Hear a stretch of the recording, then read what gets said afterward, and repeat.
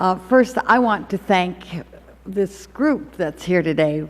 It shows a lot of interest, and for this legislative hearing on H.R.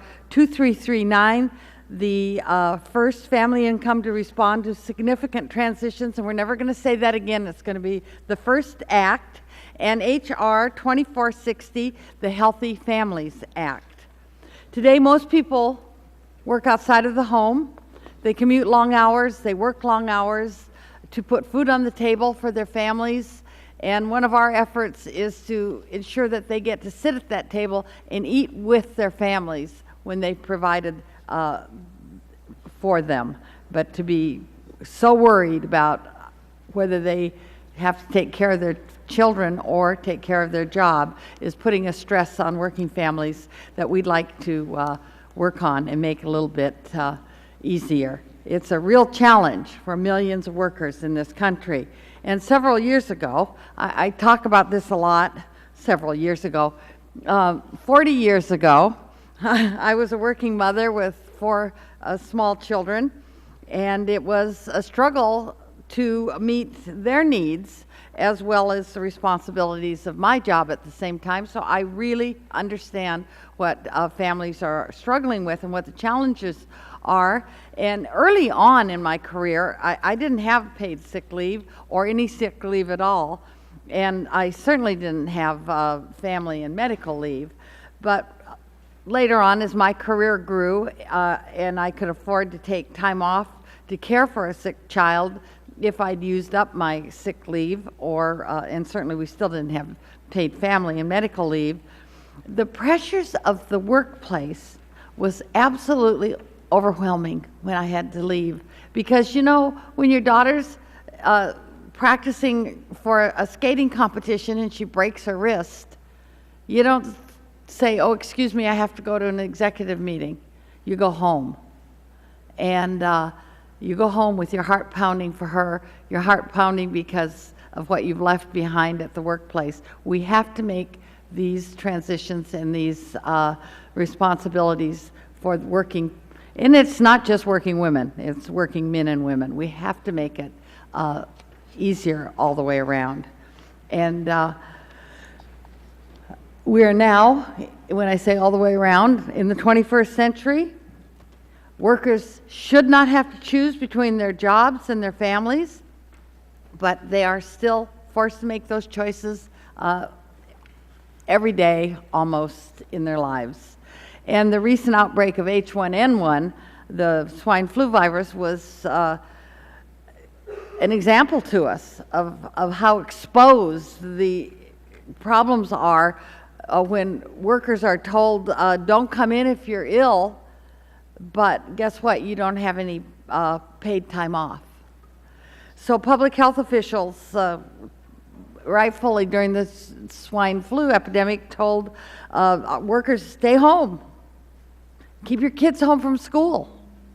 But it was very difficult because not very many workers can afford to take time off to care for themselves and or their families. So the answer for at least 50 million workers when they're told to stay home without pay is no, because the U.S. lags behind the rest of the world in providing family leave and sick days to employees.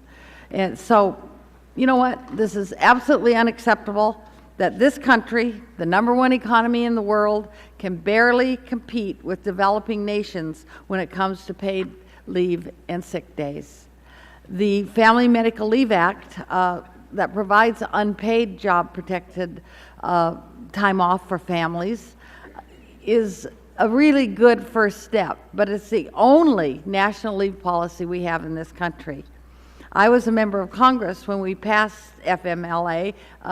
Congresswoman DeLauro had a lot to do with getting FMLA passed, but that was over 15 years ago.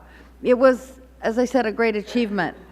But over those years, we've learned a lot. And the most important thing we've learned is that while more than 100 million leaves have been taken under FMLA, most workers can't take advantage of its provisions because most workers cannot afford to take unpaid leave.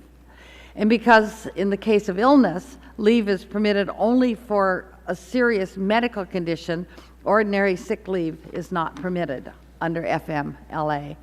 Representative DeLauro is here today to describe HR 2460, the Healthy Families Act, and she'll go into detail. But I want to take just a few minutes to stress how critical paid sick days are to workers. Currently, millions of workers go to work when they are sick, as I said, because they can't afford to stay home. They just can't afford to make that decision. This is not only bad for workers, it's bad for the workers' families, but it's also very bad for the employers.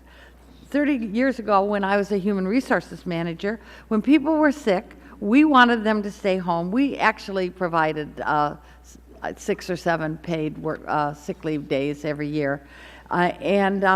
Because we wanted our workers to recover from their illness before they returned to work. We wanted them to be healthy and productive when they got back. And it boggles my mind that 30 years later, in the 21st century, that any employer would rather have employees come to work sick than provide them the time off they need to recover. There are serious public health consequences, as well as because food workers rarely have paid sick leave. But as Dr. Batia will tell us in his testimony, infected and sick workers are often a cause of foodborne disease outbreaks, which cause thousands of people to become ill. The Healthy Families Act fixes that. It provides up to 7 days of sick leave per year per worker. The other bill we're going to consider today, if I trip over my tongue, is my bill, HR 2339, the first act, which was introduced this spring. This legislation provides grants to states to implement and administer their paid family leave programs. The grants can be used for startup costs for new programs, or in the case of programs that are already in operation, the money can be used for activities such as outreach and education. Currently, only 3 states have paid family leave programs: California, New Jersey, and Washington State. And a handful of others provide temporary disability benefits, which also provide some wage replacement for pregnancy and for childbirth. The first act grants will assist existing programs and will serve as an incentive to other states to develop paid family leave programs of their own. For a very small investment of federal funds, we can help create and improve state programs and help millions of workers balance their work and their family lives. Because we know that when a parent is able to take time to bond with a new child, either through birth or adoption, it is so much better for that child. But you know what? It's much better for the parent as well. And when a worker is able to take time to care for an elderly parent, it quite often makes it possible for that parent to stay in his or her home.